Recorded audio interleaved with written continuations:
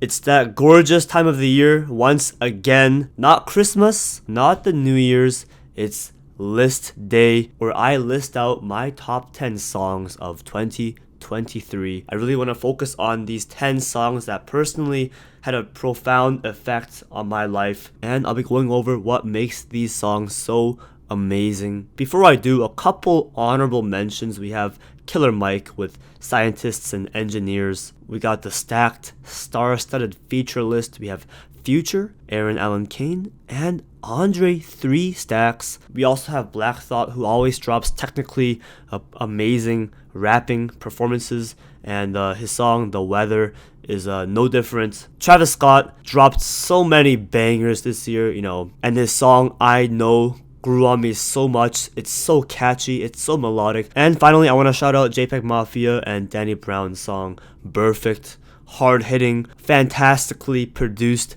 banger. This rap shit done saved my life and fucked it up at the same time. At number 10, we have Danny Brown with Quaranta. It's one of those songs that didn't really hit me until after a few listens. It's very reflective. Danny Brown is looking back on his life, especially on how he sacrificed so much for his career as a musician. But at the end of the day, he is still grateful for his success as a rapper. But I guess he's wondering, what if I focus more on my personal life? Not to bring everything back to Kanye, but this song definitely reminds me of Welcome to Heartbreak. Sure, you're famous and successful, but at what cost? If you're feeling lonely, bitter, and sad, is it really worth it?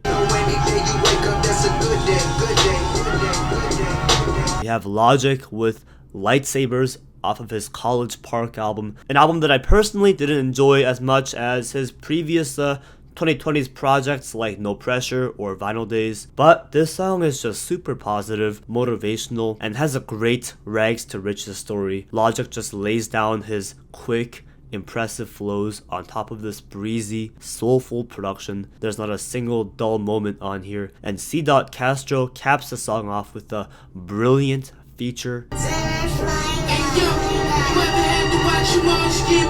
Westside Gunn and Stove Got Cooks paint a vivid picture of their lavish lifestyle. Matter of fact, this entire song sounds lavish, like I'm listening to it with headphones made out of gold while I'm eating the most expensive premium Japanese A5 Wagyu beef. Westside Gunn always delivers with his creative collaborations and feature list, and this is no different. Stove Got Cooks gives one of the best rapping performances of the entire year, and even his singing on the chorus is pretty great.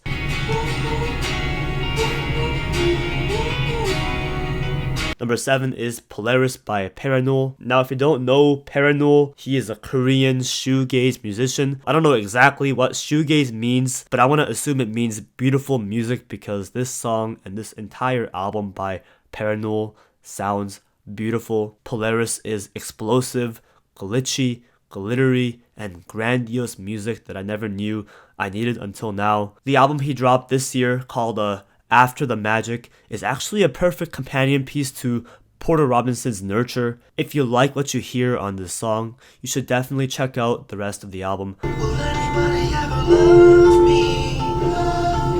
I've always been a massive Sufjan Stevens fan. Javelin is his latest album, and it really brings me back to the Carrie and Lowell vibes. You got Sufjan's delicate singing on top of this soft, gentle acoustic production, which eventually escalates into an orchestra of pure beauty with background vocals and different instrumentation. I could have chosen any song on Javelin. I could have went with the more melancholy So You Are Tired, or the 8-minute masterpiece Shit Talk.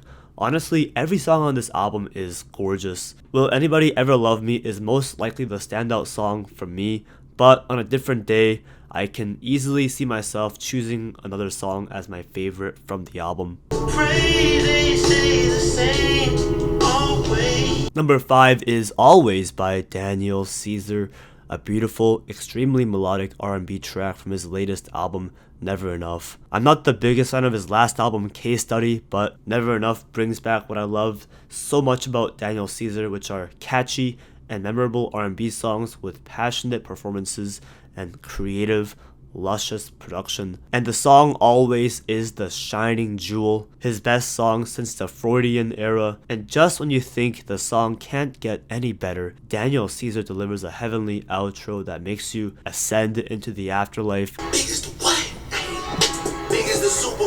Okay, now we're getting back into the rap bangers because we have an extraordinary combo right here. Drake and J. Cole unite to drop this hard-hitting, explosive single. Let's get the J. Cole feature out of the way first. This song officially solidifies J. Cole as one of the best rappers of the 2020s. His flows and rapping are seamless, the wordplay is incredible, and his confidence is off the charts. And then Drake comes in right after that menacing beat switch, and he also delivers a great performance. 1,000 on my feet, stacks spreading on my seat. I think there's no doubt that My Eyes is the best song on Utopia and one of Travis Scott's best songs, period. On the first half, we get a melancholy, auto-tune drenched, Frank Ocean-esque type performance with brief features from both Sampha and Justin Vernon, aka Bon Iver. And you think that's gonna be the vibe of the entire song, but Travis Scott just goes off on the second half of this song. It's one of his most impressive rapping performances ever. It's the perfect song to listen to on a late night drive, and personally, My Eyes has to be a top 5 Travis Scott songs of all time.